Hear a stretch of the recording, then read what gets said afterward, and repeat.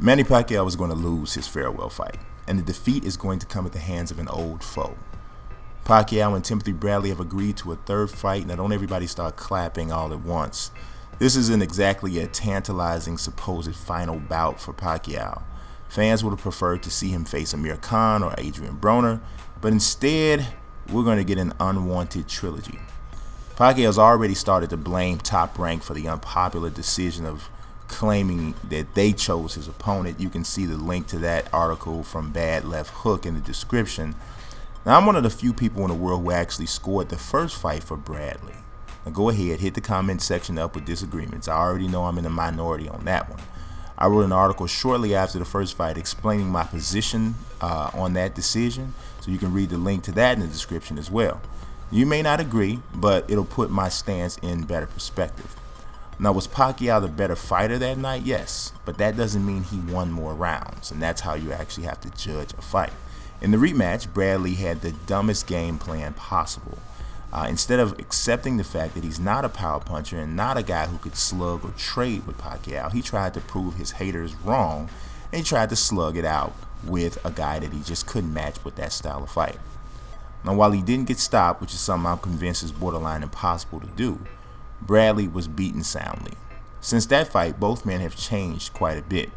Pacquiao easily handed Chris Algieri a unanimous decision loss, but in his last fight, Pac-Man was masterfully handled by Floyd Mayweather Jr. in the fight of the century that actually ended up boring most non-hardcore fans and some hardcore fans.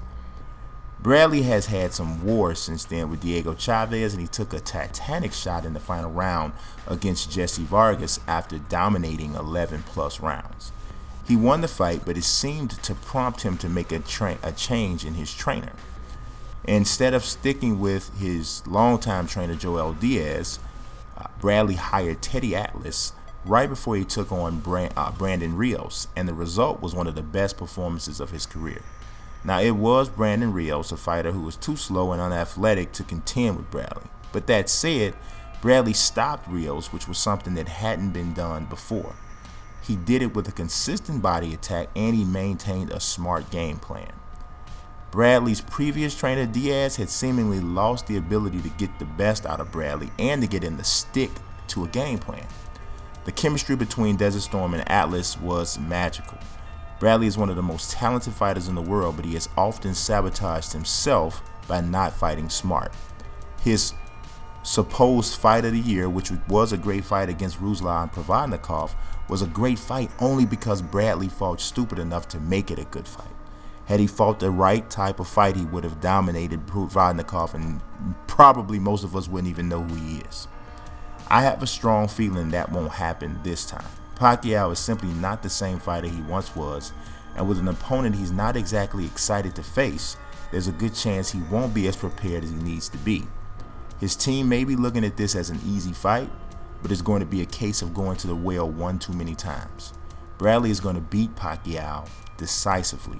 Expect a late round TKO or a lopsided decision. Now, you can call me crazy now, but remember to give me my props when it happens. And if I'm wrong, feel free to light this comment section up with "I told you so's."